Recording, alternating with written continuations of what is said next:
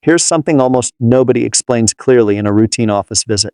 Two people can eat the exact same dinner tonight, the exact same amount of carbohydrate, and tomorrow morning one of them wakes up with a fasting number 20 or 30 points lower while the other sees almost no improvement at all.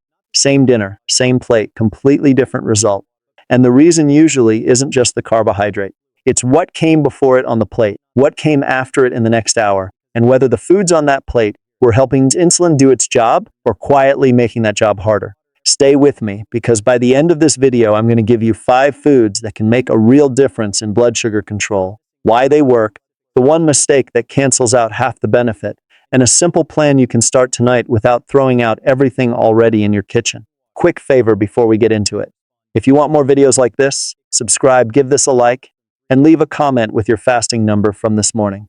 I really do read those comments, and they help me decide what to cover next. And let me say this clearly right up front. Everything in this video is for educational purposes only.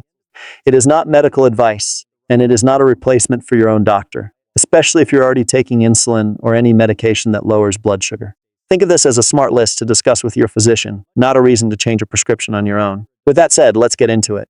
My name is Dr. Marcus Vance, and to understand why certain foods can lower blood sugar quickly while others barely move the needle, you first have to understand one core problem: insulin resistance. Here's the simplest way to picture it.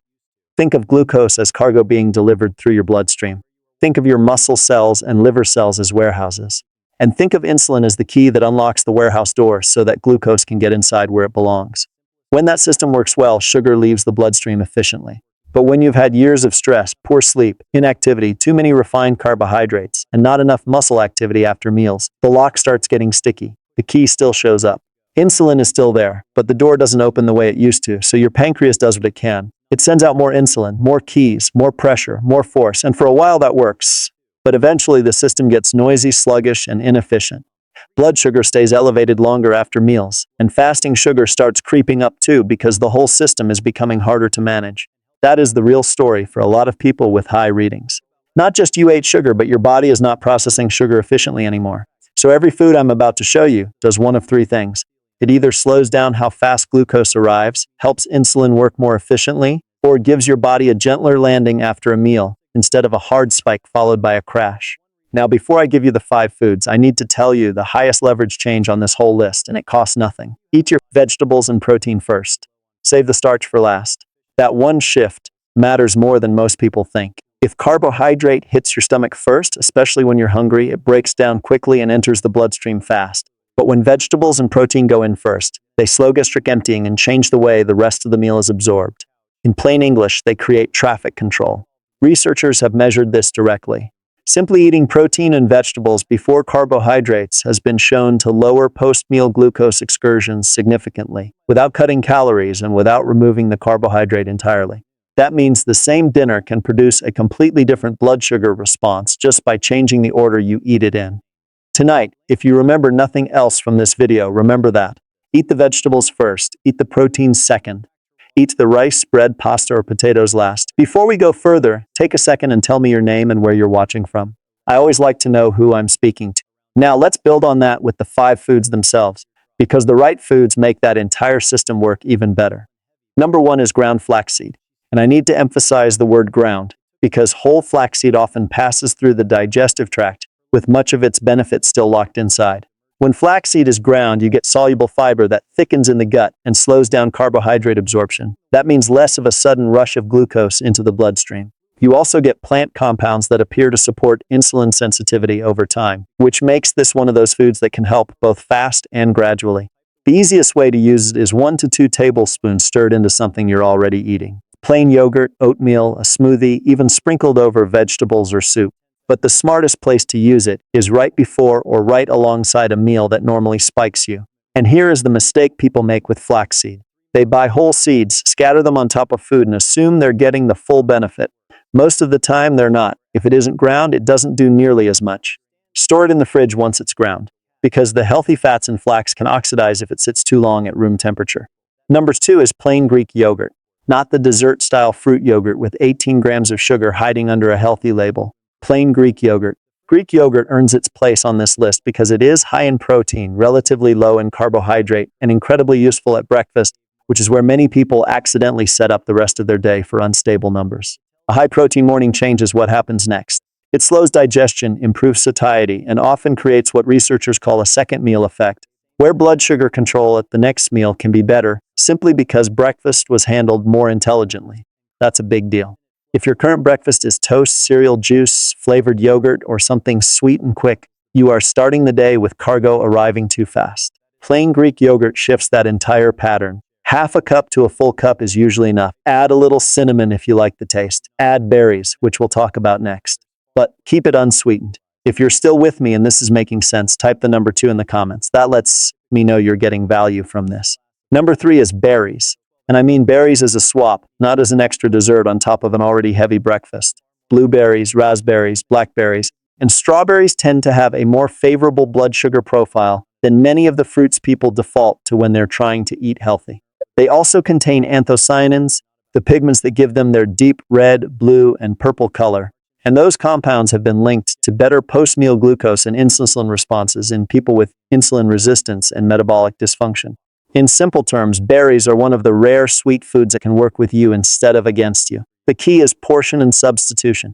A half cup of berries replacing banana slices, grapes, or sweetened dried fruit is a very different decision from adding berries on top of pancakes and syrup and expecting a miracle. Frozen berries work beautifully here. They're cheaper, they last longer, and they make this habit easier to repeat. Number 4 is barley.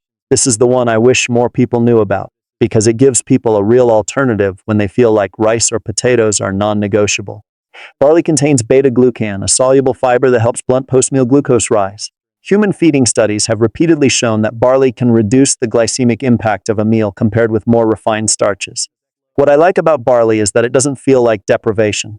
It feels like a real food. It has chew, it has texture. It works in soup, side dishes, warm bowls, and even cold salads with olive oil and lemon.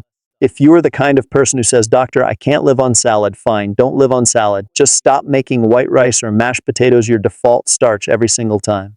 Use barley in their place 2 or 3 times a week and watch what happens. And if you've made it this far, type the number 4 in the comments.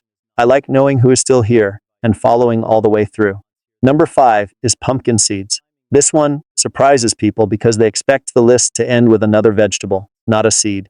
But pumpkin seeds deserve their spot for one simple reason: magnesium. Magnesium matters more in blood sugar control than most people realize.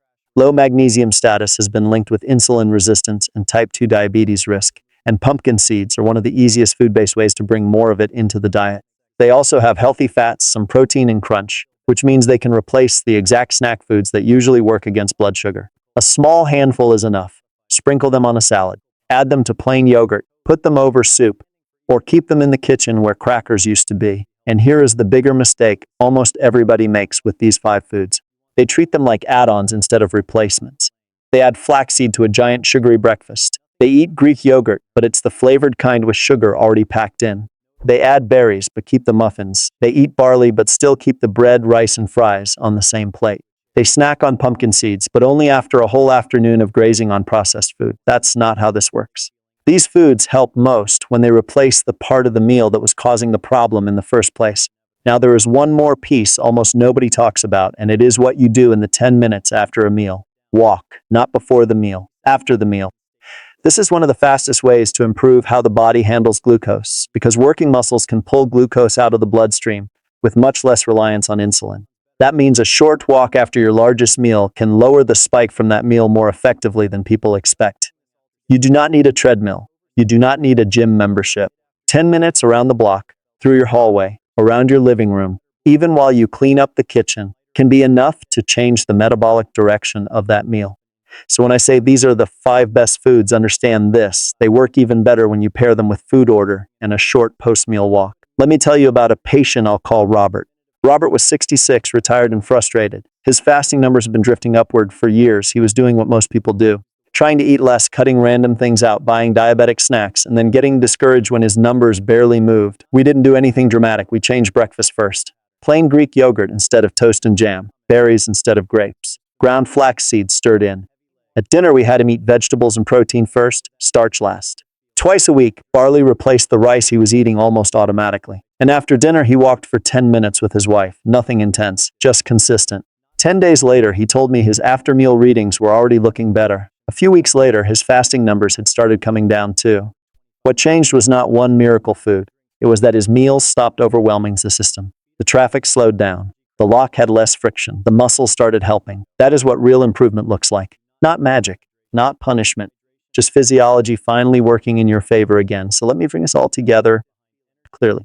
If you want better blood sugar control fast, focus on foods that slow absorption, improve insulin handling, and replace the foods that spike you hardest. The 5 I would start with are these: ground flaxseed, plain Greek yogurt, berries, barley, pumpkin seeds. And if you want those 5 foods to do even